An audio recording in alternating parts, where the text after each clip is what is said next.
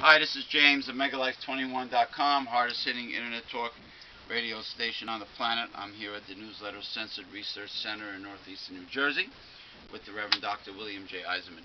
Now, to continue what we were saying in the previous video, we were talking about, I want to begin by saying that certain people I know, personally, are similar to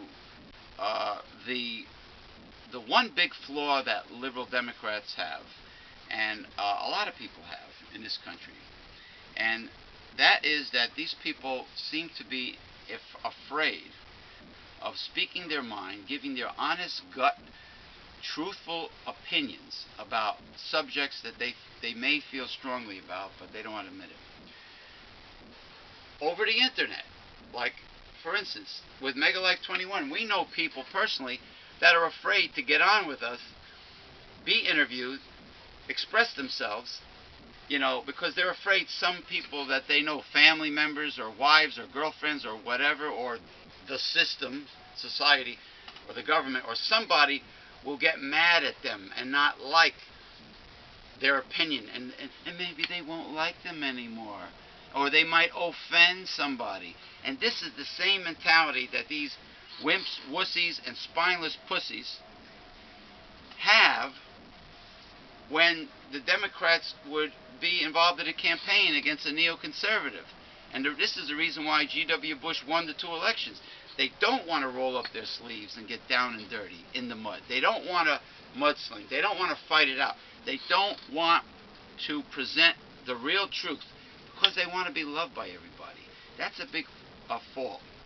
Even though we're liberal, I have to admit, this is the reason why G.W. Bush screwed up the country and got in twice.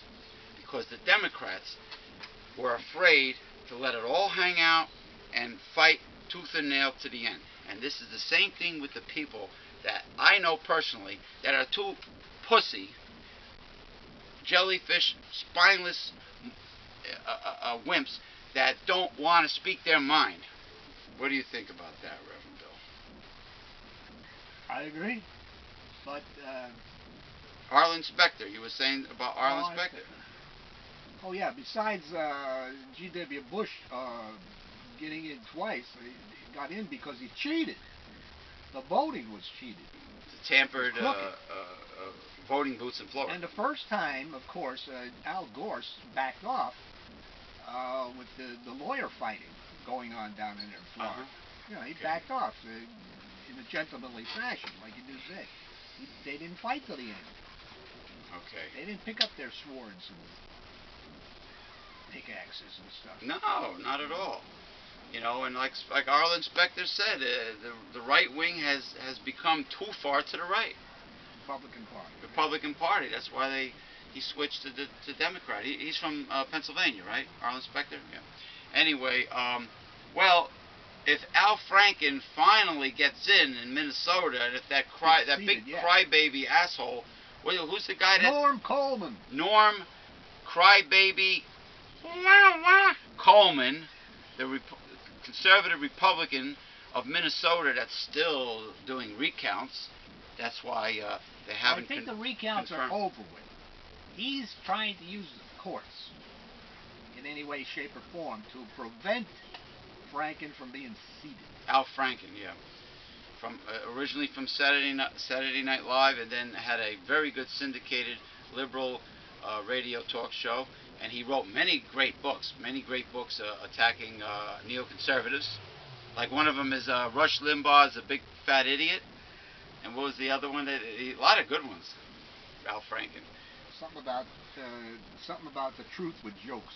Yeah, as far as I'm concerned, current liberal Democrat new senator from the state of Minnesota, Al Franken. But this guy, this Coleman guy, they just hate to lose, the neoconservatives. They hate to be proven wrong. They hate to. Oh my God. They're like crybabies. They're like. Well, they thought they were going to be in power for the next 20 years. Well, then they believe in a totalitarian well, they have a belief that the United States, at its heart, is conservative. Oh, then God is conservative too, I guess, according to them. The fact of the matter is, no party, Democrat or Republican, can get elected in this country without the great middle. Right. That's who eventually determines the elections. Right. The great unwashed middle, not either party. Either party has its staunch supporters, but it is the middle ground that will put you over the top. Okay. And the Republican Party can no longer appeal to those people. No. Because it's far right leaning. Yeah, proof is in the pudding. I mean, they failed in every way possible. They haven't done anything positive for the country, and of course it affected the world. And right now they're just saying no to everything. Yeah. Being obstructionists. Well, hopefully, once Al Franken is officially 100% in, then I am happy to say that the Senate will be filibuster-proof, and the country will officially be in control of the liberal Democrats totally and completely. Now, this is the one thing that worries me, is that there are some, I guess, wealthy liberal Democratic career politicians out there that will still kiss ass to corporate America. I hope it doesn't happen. The lobbyists are still there. Ass kissers, now, corporate Mr. ass Obama kissers. said that stuff was going to go by the wayside, but I can assure you they are still active. Now, what about this thing that was in the news about Obama's tax plan? Somebody's talking shit about Obama's tax plan, but with the stimulus package and the money that people are supposed to be getting from the stimulus is a bunch of hogwash. It's a phony lie. Well, I don't know. The people,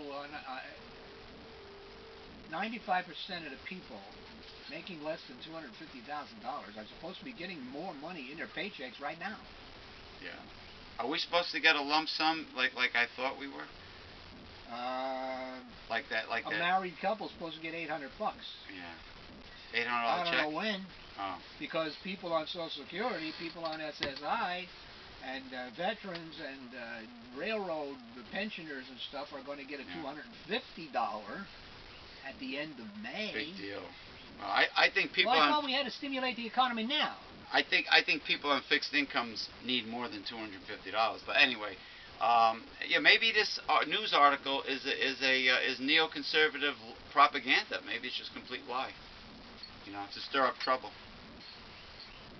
Well, if it's the aggregate economy, meaning the economy as a whole, which is suffering because people are not buying, because people can't get credit, because people can't do anything, if that is what the problem is, then waiting this long to be giving stimulus payments or whatever to the people is not a good thing.